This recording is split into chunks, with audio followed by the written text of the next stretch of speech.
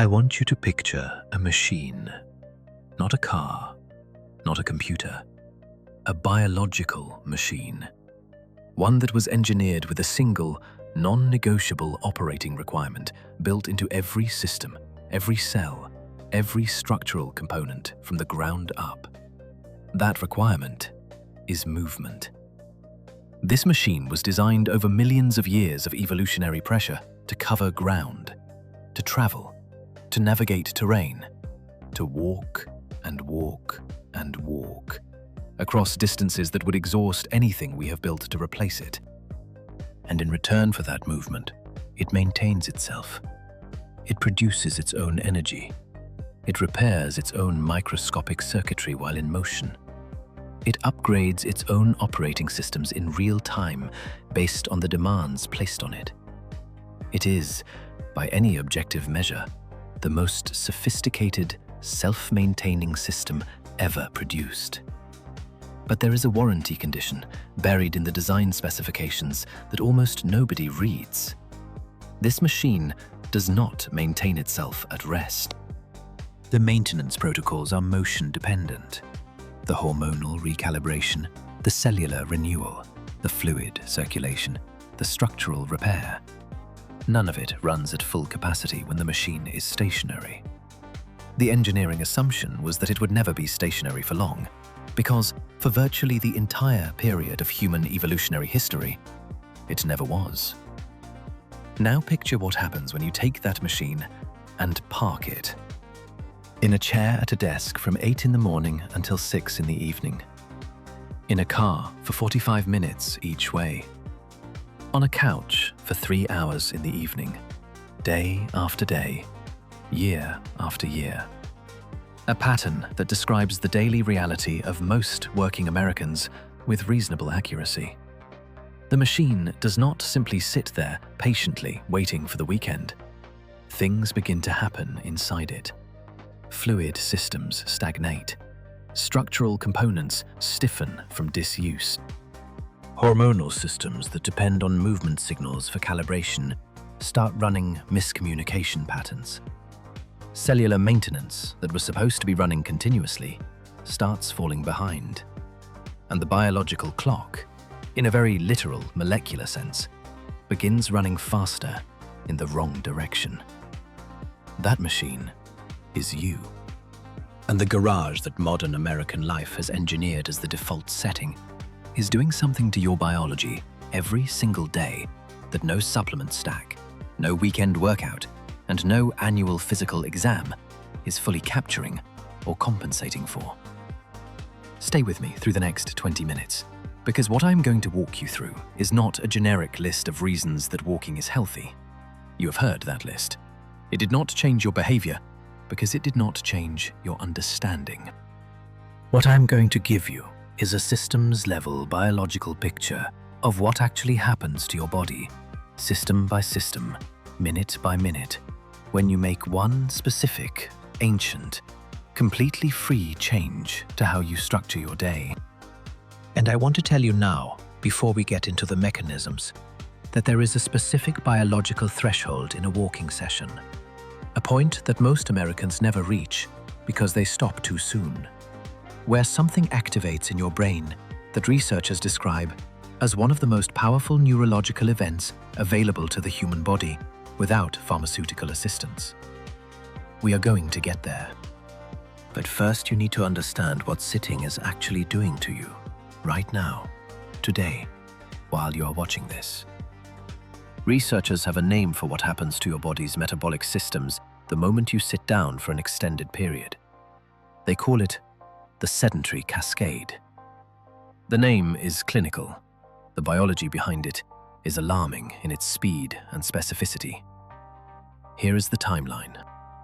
Within minutes, not hours, minutes of assuming a seated position, the electrical activity in the large muscles of your legs drops dramatically. These muscles represent the most metabolically significant tissue mass in your entire body. When they go functionally quiet from sitting, the production of an enzyme called lipoprotein lipase, which is your body's primary mechanism for clearing fat from your bloodstream and directing it to tissues that burn it as fuel, falls by approximately 90%. Not gradually, not over time. Within minutes of sitting, a near-complete shutdown of your blood's fat-clearing system occurs. The practical consequence is that your bloodstream begins accumulating the triglycerides and lipid byproducts that lipoprotein lipase was supposed to be processing. Your cardiovascular system operates in an increasingly hostile biochemical environment. Your cells stop receiving the fat-derived fuel signals they depend on for metabolic calibration. And this cascade compounds the longer the sitting continues, which for most American adults means it runs for the majority of their waking hours, 5 days a week, for decades. The sedentary cascade is not a dramatic event you would notice. It is a quiet, continuous metabolic deterioration that happens below the threshold of conscious awareness and above the threshold of long-term biological consequence. The good news, and I want you to genuinely absorb this because it reframes what a single walk is actually worth, is that the reversal mechanism is as fast as the cascade itself. The moment you stand up and begin walking, the electrical activity returns to your leg muscles.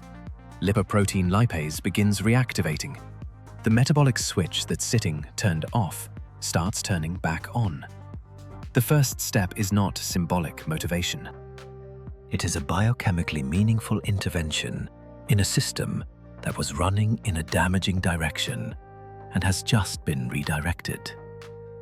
And what unfolds over the next 30 to 45 minutes of continuous moderate walking is a sequence of physiological changes that researchers in 2024 are still discovering new dimensions of. Let's go through them in the order they actually happen inside your body. The first change begins in your blood within the first 5 to 10 minutes of walking. As your leg muscles begin contracting rhythmically with each step, they activate a glucose transport mechanism through a protein called GLUT4. And this mechanism matters enormously for a very large portion of the American population. Here is the context. Approximately 1 in 3 American adults has some degree of insulin resistance, a state where the normal cellular response to insulin's signal to absorb blood glucose is impaired. In a person with insulin resistance, the pancreas has to produce progressively more insulin to achieve what a normal insulin response would accomplish in a healthy metabolic state. The cells have become somewhat deaf to the signal, and the pancreas compensates by shouting louder. This cycle is the primary pathway toward type 2 diabetes, and it is operating below the clinical diagnosis threshold in tens of millions of Americans right now. Muscle contraction during walking bypasses this problem through a completely independent pathway. When your muscles contract rhythmically, they activate GLUT4 transport through a mechanical signal that does not require insulin as an intermediary at all.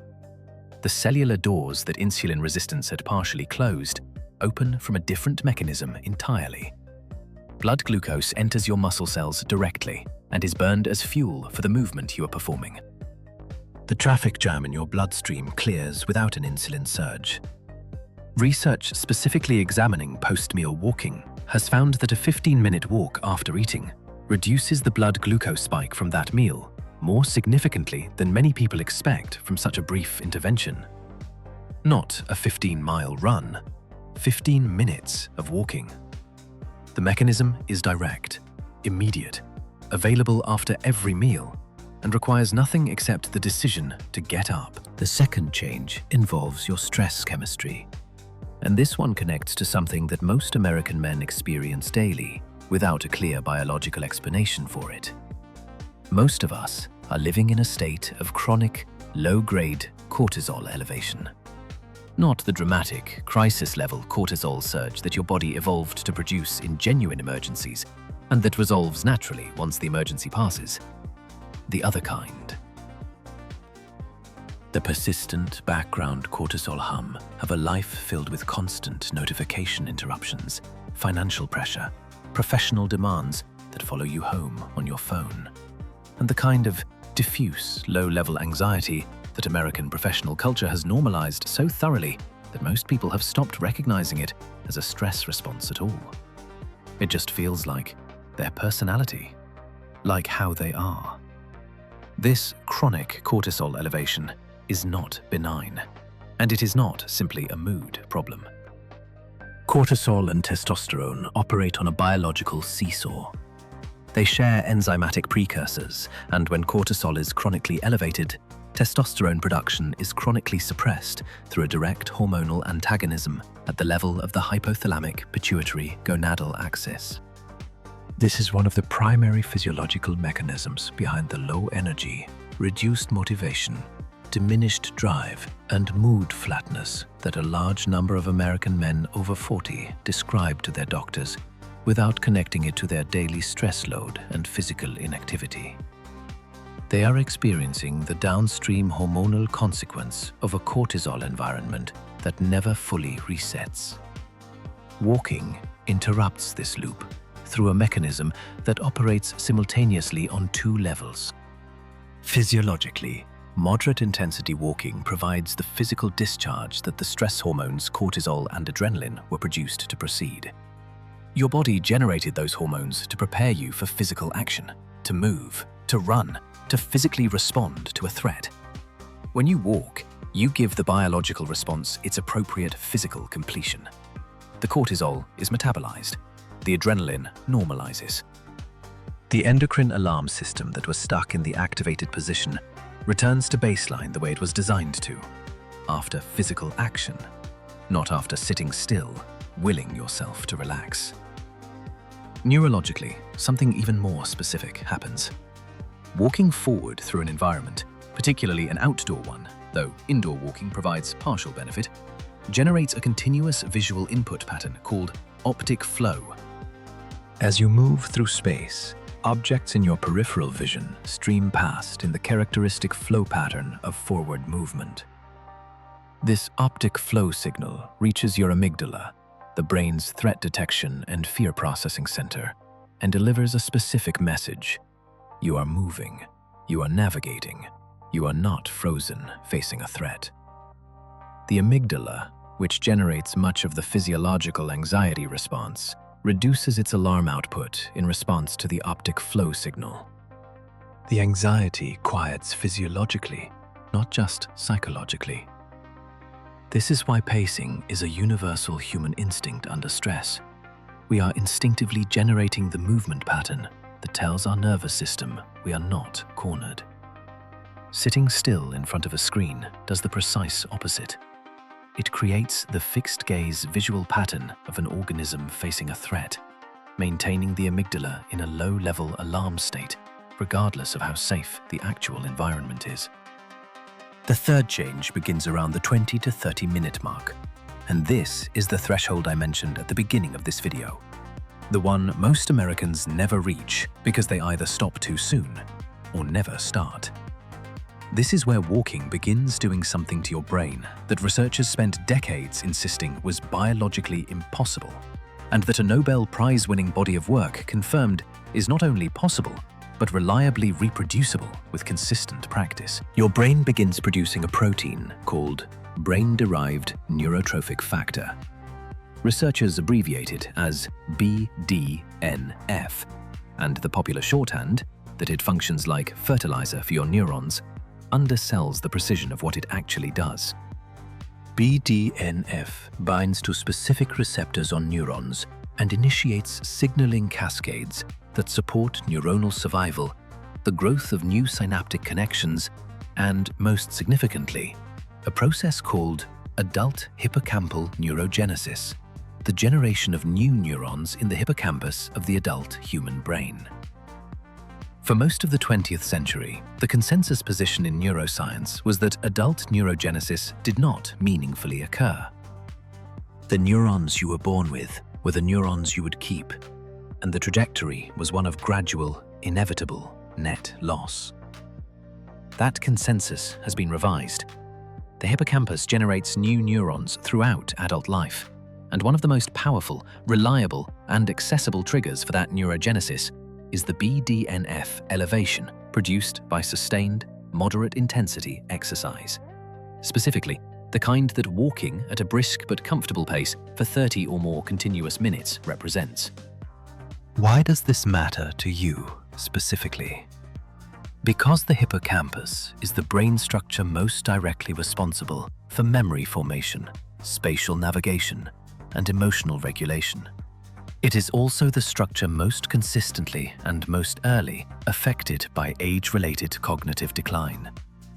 Hippocampal volume decreases measurably with advancing age in sedentary individuals, and that volume loss correlates directly with the memory unreliability, the processing slowdowns, and the emotional regulation difficulties that most Americans have been told to accept as the inevitable neurological cost of getting older. A landmark study following healthy older adults through a 1-year moderate-intensity walking program found measurable increases in hippocampal volume, closely associated with elevated BDNF levels, compared to a control group that did stretching exercises. The walkers did not slow the shrinkage of their hippocampus. Their hippocampus grew. In adults who were already showing age-related hippocampal volume loss, consistent walking reconstituted the brain structure most responsible for memory and learning. That is not slowing decline. That is reversing it. There is a second cognitive mechanism that walking activates that deserves specific attention for the high-performing professionals watching this, because it explains a phenomenon you have almost certainly experienced and probably never had a biological explanation for. When you walk at a comfortable, conversational pace, not so intense that physical effort consumes your attention, your brain enters a neurological state called transient hypofrontality. The prefrontal cortex, which handles analytical reasoning, deliberate problem-solving, self-criticism, and the focused cognitive work that knowledge work demands, reduces its dominant activity. Other brain networks that are typically suppressed during focused analytical work, particularly the default mode network and the associative regions that form connections between disparate concepts, become more active. The internal mental landscape opens up in a specific way that the focused desk working state actively prevents. This is the precise neurological mechanism behind one of the most consistently reported experiences of creative and intellectual professionals. The best ideas arrive not at the desk, but in motion, during a walk, in the shower, on a drive. Steve Jobs famously structured important business conversations as walking meetings and refused to take seated meetings when walking was an option. Charles Darwin built a dedicated walking path on the grounds of his home. He called it the Sandwalk and used it as his primary thinking environment while developing the ideas that produced the theory of natural selection. Aristotle reportedly taught while walking with his students, giving rise to the term peripatetic philosophy. These were not men who happened to enjoy fresh air. They were people who had discovered, through experience rather than neuroscience, that locomotion activated a cognitive state that the stationary desk could not replicate, and that no amount of focused effort could manufacture. Here is how to actually build that into your life in a way that survives the real friction of an American schedule. Because understanding the biology is what changes your motivation, but practical structure is what changes your behavior.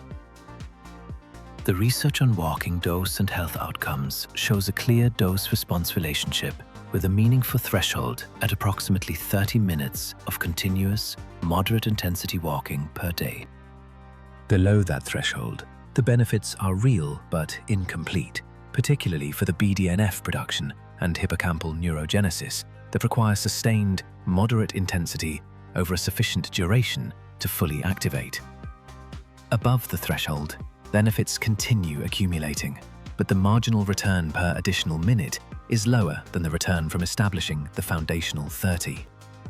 For most Americans, a daily target of 30 minutes delivers the substantial majority of the documented health benefits without requiring a dramatic restructuring of any existing schedule. That 30 minutes does not need to be extracted from a single continuous block for all of its benefits. Research comparing fragmented walking, 3 10-minute sessions distributed across the day, against a single 30-minute session, has found comparable metabolic and cardiovascular outcomes for the fragmented approach. The cognitive and BDNF benefits appear more robust from the single continuous session that reaches and sustains the activation threshold. So the practical synthesis is one deliberate 20 to 30-minute walk as the anchoring daily habit, supplemented by conscious accumulation of walking in existing daily activities, parking at the far end of the lot, taking stairs rather than elevators, walking during phone calls, adding a short loop after each meal. That last point, the post-meal walk, deserves emphasis given the blood glucose mechanism we covered. Research specifically examining the timing of walking relative to eating has found that walking within 30 minutes after a meal, even for as little as 10 to 15 minutes, produces significantly greater blood glucose reduction than a walk of the same duration performed before the meal or more than an hour after it. The GLUT4 activation during the post-meal walk clears the blood glucose spike before the pancreas has to mount a large insulin response, preventing the glucose-insulin overshoot that produces the energy crash most American office workers experience as the normal post-lunch slump. That slump is not inevitable. It is the physiological consequence of an uncleared post-meal glucose spike, and a 15-minute walk after lunch removes the mechanism that causes it. You will notice the difference in your afternoon cognitive function within the first week of making this a consistent practice.